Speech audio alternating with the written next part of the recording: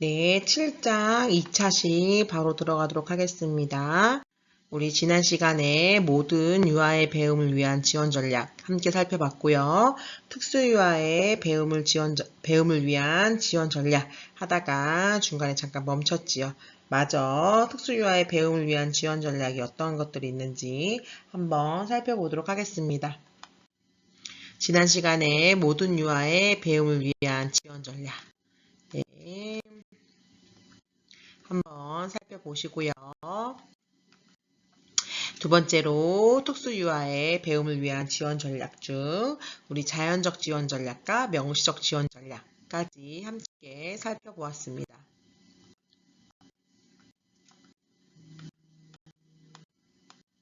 네. 오늘은 특수유아의 배움을 위한 지원 전략 중에서 활동중심 삽입교수부터 함께 살펴보도록 하겠습니다.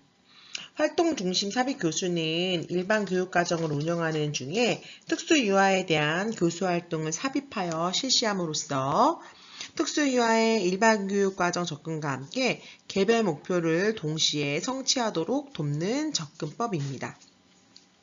유아교육기관에서 진행되는 일과민 활동 중에 특수유아가 교수 목표를 학습하게 하기 위한 교수 장면을 삽입하는 것을 말합니다. 교사는 유아가 개별 학습 목표를 연습할 수 있는 최적의 학습 기회를 확인해서 유아가 흥미를 보이는 놀이나 일과 속에 짧고 체계적인 상호작용을 삽입합니다. 활동 중심 삽입 교수는 진행 중인 놀이와 일과를 활용하기 때문에 학급의 환경이나 학급 운영에 큰 변화를 줄 필요가 없다는 장점이 있습니다. 두 번째는 유아가 선호나 흥미를 기초로 하기 때문에 유아의 참여를 자연스럽게 촉진시킬 수 있다는 장점이 있습니다. 세 번째로는 특수유아를 별도로 분리해서 교육할 필요가 없고 자연스러운 학급 환경에서 지원하기 때문에 새로 배운 기술을 쉽게 적용할 수 있습니다. 다섯 번째 장점은 유아교육기관의 일과 및 놀이 전반에 걸쳐 삽입교수가 체계적으로 제공됨으로써 새롭게 학습한 기술의 사용이 다양한 사용으로 일반화가 될 수 있습니다. 마지막으로 일반 유아들이 특수유아가 자신들과 다른 교육 방법을 필요로 하는 이질적인 집단이라는 생각을 가지지 않을 수 있습니다. 활동 중심 삽입 교수의 계획의 예시입니다. 이 아이의 개별 목표는 질문을 듣고 단어를 연결하여 대답할 수 있다입니다. 등원했을 때 삽입 교수가 어떻게 이루어지는지, 자유놀이를 했을 때 어떻게 이루어지는지, 간식 시간, 동화 시간 한번 읽어보시길 바랍니다.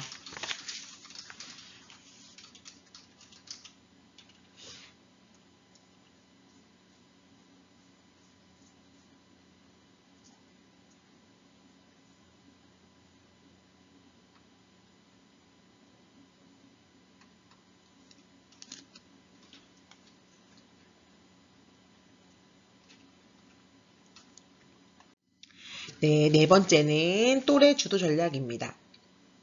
특수유아의 놀이와 학습을 촉진하는 역할을 또래가 수행하도록 하는 전략입니다.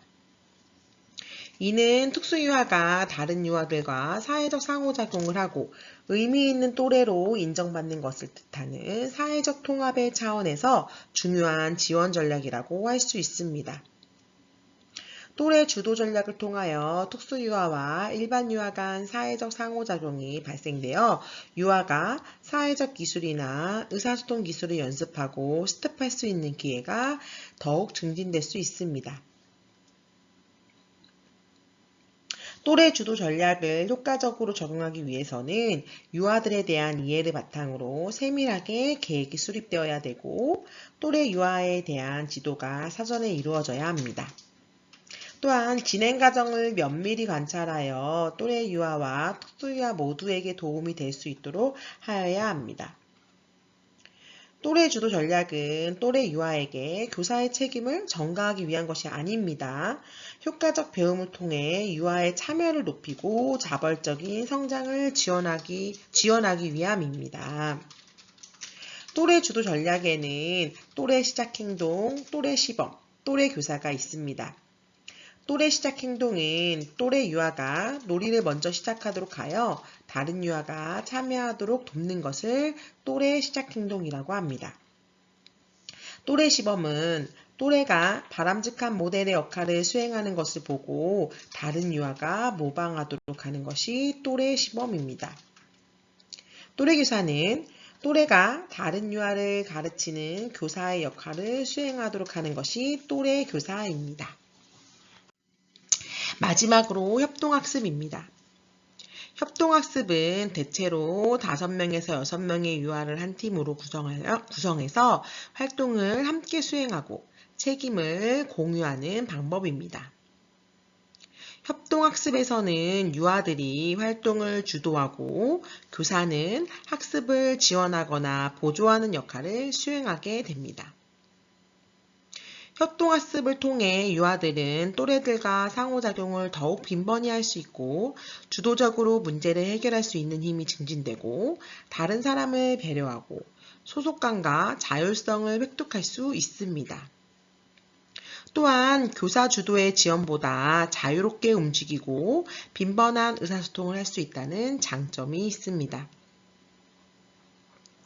교사는 효과적인 협동학습을 위하여 유아들의 특성, 자리 배치, 팀별 인원 및 구성, 그 다음에 활동 내용, 팀별 구성원의 역할 배분, 규칙 선정, 과정 점검, 평가 방법 등 이러한 여러 가지들을 면밀히 고려해야 됩니다. 협동학습의 계획과 운영, 평가의 과정에서 규칙을 정하거나 문제 상황에 대한 해결 방안을 탐색할 때 유아들의 의견을 경청하고 수렴하여야 합니다. 다만 이 협동학습은 낮은 연령의 학급에서는 전개하기 어려운 전략이고 타인에 대한 배려와 규칙에 대한 개념이 형성된 유아들이 다수 포함된 학급에 적용하는 것이 바람직합니다. 네, 이어서 8장 통합학급의 환경구성 바로 같이 함께 나아가도록 하겠습니다. 목차는 다음과 같습니다. 네, 첫 번째 통합학급의 물리적 환경 구성 원리입니다. 교육과정은 무엇을 가르쳐야 하는가에 대한 교육 목표, 어떻게 가르쳐야 하는가, 즉 교수 방법에 대한 체계화된 지도입니다. 교육과정은 학습자가 가지고 있는 발달적 특성, 요구에 부합될 수 있는 교육 목적과 교수 방법을 반드시 포함해야 합니다. 통합학급을 운영하는 유아교사는 특수유아의 발달 수준에 따라 교육과정을 조정하여 운영하거나 특수교육과정에서 교수학습 자료를 활용할 수 있어야 합니다. 효과적인 교육과정을 운영하기 위해서는 통합학급에서 특수유아 및 일반 유아의 발달을 촉진시키는 최적의 물리적 환경을 구성해야 모든 유아들에게 효과적인 교육과정을 운영할 수 있습니다. 일반 유아와 특수유아 모두를 위한 물리적 환경 구성 시 고려해야 될 원칙들은 첫째, 최대한 유아들의 건강과 안전을 확보할 수 있도록 구성되어야 됩니다. 바닥은 충격을 완화할 수 있도록 구성되어야 되고 날카로운 모서리들은 안전하게 보호되어야 합니다. 또한 항상 청결한 교실 환경 구성을 위해 노력해야 됩니다. 두 번째는 유아가 교사의 도움 없이도 자율적으로 교구를 선택하고 손 씻기, 교재 정리하기, 옷 걸기 등과 같은 자조기술을 개발할 수 있도록 유아의 신체 크기와 발달적 성숙도 등에 맞춰 환경을 구성해야 됩니다. 세 번째, 유아가 다양한 자유놀이를 적극적으로 할 수 있도록 교육 주제 및 교육 활동의 특성을 고려하여 다양하고 창의적인 흥미 영역 구성 및 교수 매체들을 준비해야 됩니다. 통합학급의 자율선택 구성 시에 고려해야 될 사항은 유아들의 배움은 수업 시간에 책상에 앉아서 교사의 설명을 듣는 이러한 형식적 학습이 아니라 유아의 흥미와 동기를 만족시키는 발달 수준에 적합한 놀이 활동을 통해서 이루어집니다. 이에 유아교육 환경 구성은 일반적으로 학습 영역 혹은 흥미 영역으로 구성되어져 있습니다. 유아교육 기관의 흥미 영역 중심의 환경 구성은 유아의 주의 집중과 심리적 안정감에 도움이 되고 유아의 자발적 참여와 구체적인 교육 활동에 대한 경험을 가능하게 해줍니다. 자유선택 활동 영역 구성 시 교사가 고려해야 될 사항을 영역별로 살펴보도록 하겠습니다. 첫 번째, 언어 영역, 도서 영역입니다. 언어 영역은 유아들이 듣기, 말하기, 읽기, 쓰기와 같이 전반적인 언어 발달과 관련된 활동을 할 수 있도록 제한된 계획된 흥미 영역입니다. 언어 영역은 다른 흥미 영역과 구별되게 조용한 곳에 설치되어야 되고 밝고 안정된 분위기를 유지해야 됩니다. 책을 읽는 활동이 많이 이루어지므로 조명이 특히 중요합니다. 창가 쪽에 자연 채광이 가능하게 하거나 햇빛이 많이 드는 곳에는 커튼 등을 설치하고 적절한 조명기구를 활용하여 유아들이 시각적으로 안전하게 활동할 수 있도록 해야 합니다. 그리고 읽기, 쓰기 관련된 다양한 활동들을 함께 할 수 있도록 적절한 교구, 배치, 책상, 의자, 교수활동 그러한 것들이 마련되어야 됩니다.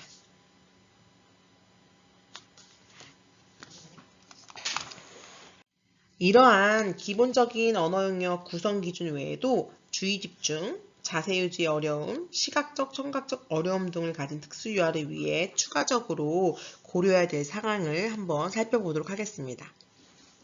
읽기 영역을 구성할 때는 첫 번째, 지체장애 유아들이 편안하고 바른 자세로 책을 읽을 수 있는데 도움을 줄 수 있는 적합한 자세 교정 기구를 준비해야 됩니다. 두 번째, 저시력 유아들을 위해서 글자 크기가 큰 책들, 촉각적, 후각적 탐색이 가능한 책들, 예를 들어 점자책, 문질러서 냄새를 맡을 수 있는 책들, 이러한 다양한 책들을 함께 준비해야 합니다. 세 번째, 자폐와 과잉 행동의 문제를 가진 유아들의 정서적 안정감과 주의 집중에 도움이 될 수 있는 기구 및 보조도구 같은 것들을 준비합니다. 이러한 도움이 되는 기구와 보조도구들은 흔들의자, 무게가 있는 쿠션, 이불, 카펫 등이 여기에 해당됩니다. 네 번째는 또래에 비해 발달이 느린 유아들을 위해 손인형과 같은 다양한 교구를 활용한 동화 활동을 지원해야 합니다. 융판 동화 자료, 자석, 글자 교구, 그림, 글자 카드 등이 이에 해당됩니다. 읽기 영역은 책 읽기에 편안한 수준의 자연 채광이 있는 밝은 곳에 위치해야 되고 적당한 수준의 조명을 잘 갖추고 있어야 특히 저시력 유아 및 고령의 교직원들을 위한 이러한 것들의 조명이 잘 갖추어져 있어야 합니다. 마지막으로 읽기 영역에 배치된 책들은 유아의 눈높이와 안전하게 유아가 직접 빼고 꽂을 수 있는 위치에 보관해야 되고 유아가 책의 제목을 손쉽게 파악할 수 있도록 개방된 책꽂이에 책장이 보이도록 진열해야 합니다. 죄송해요. 저희 둘째가 와가지고 갑자기 안 들리는 것처럼 막 이런 식으로 얘기해가지고 네. 다음은 조작놀이 영역입니다. 조작놀이 영역은 유아의 소근육 발달, 눈과 손의 협응, 시각, 촉각 등 감각기관, 창의적인 구성 능력 등을 길러주는 데 목적이 있습니다. 조작놀이 영역을 수놀이 영역, 과학 영역 등과 가까이 위치해 두어 다른 영역들과의 통합적인 놀이도 가능하게 해야 합니다. 조작놀이 영역 역시 언어 영역과 마찬가지로 조용한 곳에 설치해야 됩니다. 그리고 조작놀이에 대한 유아의 참여도 및 흥미는 소근육 발달과 인지 발달 수준에 따라 차이가 있고 크기가 작은 조작놀이 교구는 특수 유아에게 문제가 될 수 있습니다. 조작놀이 영역은 개별적인 탐색 활동이 많이 이루어지기 때문에 위에서 말한 것처럼 정적인 영역, 즉 조용한 영역에 배치해야 됩니다. 특수 유아를 위한 조작놀이 영역 구성 시에 주의해야 될 사항은 첫 번째, 특수 유아는 소근육 발달이 또래에 비해 늦은 경우가 많아서 작은 크기의 조작놀이 교구에 능숙함이 떨어집니다. 이에 비교적 크기가 큰 조작적 놀잇감을 사용하여야 합니다. 또한 특수 유아들이 교구를 쉽게 잡고 조작할 수 있도록 손잡이가 달린 퍼즐 조각 등을 활용하면 도움이 됩니다. 두 번째, 특수 유아는 교구를 쉽게 입에 넣거나 빠는 경향이 있어서 작은 조작놀이 교구 또는 교구에 부착된 자석이나 작은 플라스틱 부착물들을 삼킬 수 있습니다. 이러한 교구로 인해 질식하지 않도록 안전한 교구들을 선택해야 합니다. 마지막으로 조작놀이는 작은 교구들을 활용하는 활동이 많으므로 예를 들어 퍼즐 받치기 이러한 것들 작은 조각들이 분실되기 쉬우며 유아들이 교구 조각들을 활용하거나 정리하는 데에도 어려움을 갖게 됩니다. 따라서 교구 보관함, 조작놀이판과 함께 설치된 조작놀이용 책상을 준비하는 것이 도움이 됩니다. 여기 PPT 화면에 보시면 레고 테이블이 예시로 되어 있죠. 이러한 것들을 활용하면 도움이 됩니다.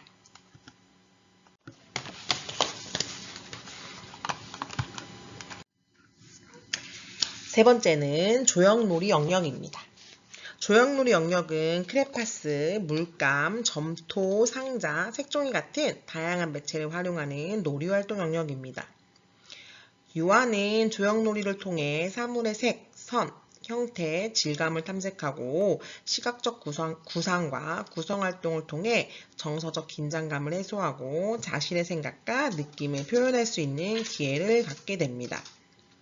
조형놀이 영역에서 물감, 크레파스 등을 활용한 미술활동 자체가 감각 손상을 가진 유아들에게 풍부하고 다각적인 감각 경험을 제공할 수 있습니다. 조형놀이 공간은 충분히 넓어야 되고 물의 사용을 위해 수도시설과 가까운 곳에 배치되어야 됩니다.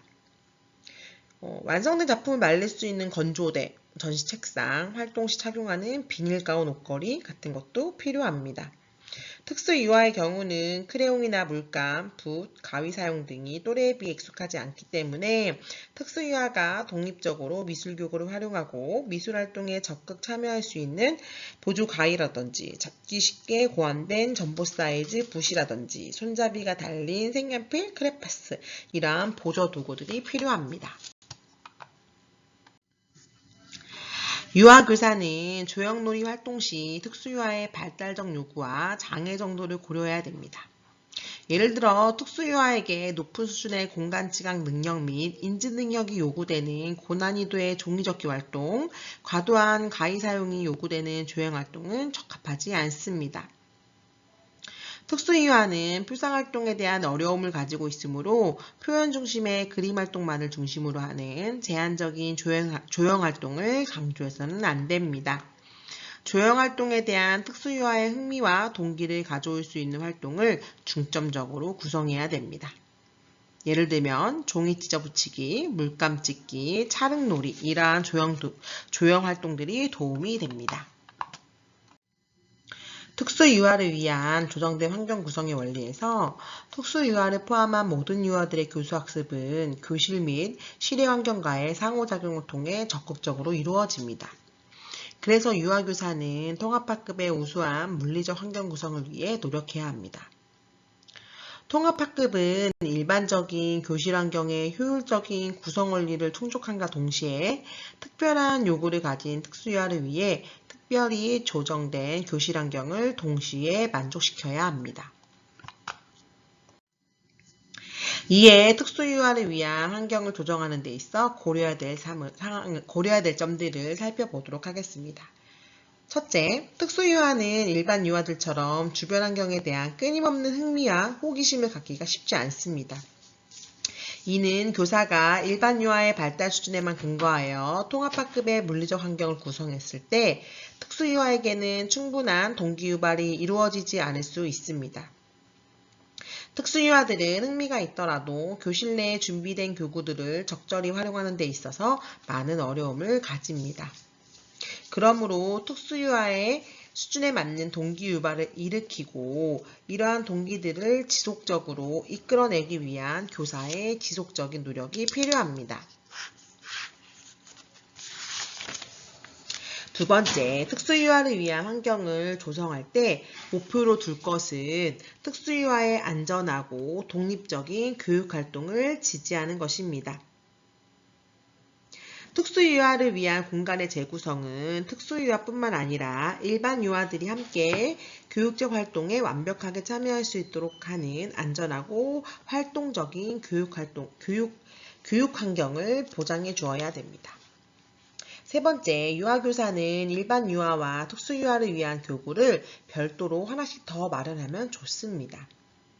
일반 유아와 특수유아가 서로 같은 교구를 매개로 서로 격려하며 의사소통을 할 수 있는 놀이의 지원이 가능하기 때문입니다. 그리고 특수유아들은 관심이 쌓이는 특정의 교구에 대해서 지속적인 흥미를 가지고 그 교구만을 활용하고 싶은 욕구가 강합니다. 특수유아들이 특정한 교구에 대해 집착하는 성향은 일반 유아들과 교구를 공유하는 과정에서 예기치 못한 여러 가지 다툼의 문제를 발생시킬 수 있습니다.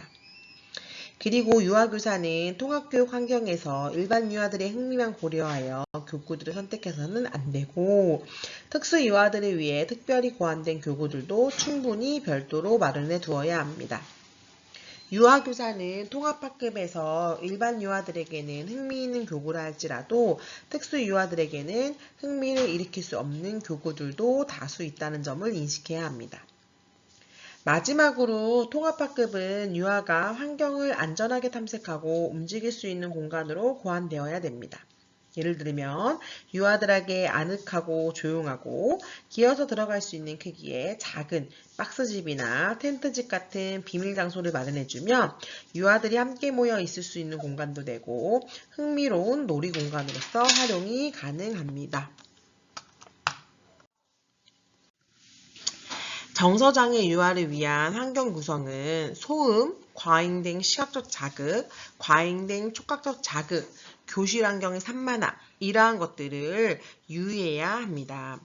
특수유아들은 외부의 청각, 시각, 촉각과 같은 자극들에 대해 일반 유아에 비해 매우 민감하고 이러한 외부 자극에 많이 의존하여 과잉적인 자극을 추구하는 경향이 있습니다. 반대로 외부의 청각, 시각, 촉각 자극에 대한 거부와 방어가 매우 강한 경우도 있어서 교실에서 나는 소음, 교실 환경의 산만함, 그리고 거친 재질의 카펫 이러한 것들에 대해서도 강한 거부감을 보일 수 있습니다. 일반 유아들에게는 큰 영향이 없는 일정한 정도의 자극일지라도 특수 유아들에게는 이러한 자극들이 스트레스와 피로를 급격히 증가시킬 수 있으므로 유아들의 교실 환경에서 환경적 소음과 높은 인구 밀도로 인한 과도한 신체적 접촉 환경 등에 대해서는 단계적으로 감소시킬 수 있도록 교실 환경을 구성하는 노력이 필요합니다. 지체장애 유아를 위한 환경 구성에서는 지체장애 유아의 경우 위험하지 않은 장소에 대한 공간 확보가 가장 중요합니다. 또한 지체장애 유아를 위한 물리적 환경 배치에서 가장 중요한 것은 독립적인 이동이 가능하도록 하는 것입니다. 이를 독립적 접근성이라고 할 수 있는데 특수 유아들이 독립적이고 적극적으로 교육활동에 참여할 수 있도록 공간을 설계하는 것입니다. 이를 위해 휠체어 같은 보조장비를 사용하여 이동하는 유아를 위해서는 경사로를 설치하거나 문턱을 없애는 등의 환경을 구성해야 합니다. 그리고 휠체어 및 기타 이동을 위한 보조장비에 앉아서 손을 씻거나 교구활동이 가능하도록 공간 배치를 수정해야 합니다. 출입문의 경우 신체적 장애를 가진 특수유아들이 문을 열거나 닫기 이러한 것들이 어려움이 없도록 하고 출입문의 넓이는 휠체어가 통과할 수 있도록 충분히 넓어야 합니다. 경사가 너무 가파른 경우에는 이동이 어려우므로 경사도 완만해야 됩니다. 뒷부분에서도 막 책상, 의자, 이러한 여러 가지 얘기가 나오지만 이러한 환경 구성의 원리에서는 통합 유치원, 통합 어린이집을 설립할 때 이러한 기준들이 환경적 구성의 기준들이 있기 때문에 그때 조금 더 자세히 살펴보면 좋을 것 같습니다. 한 가지 말씀 못 드려서 다시 한번 켰습니다.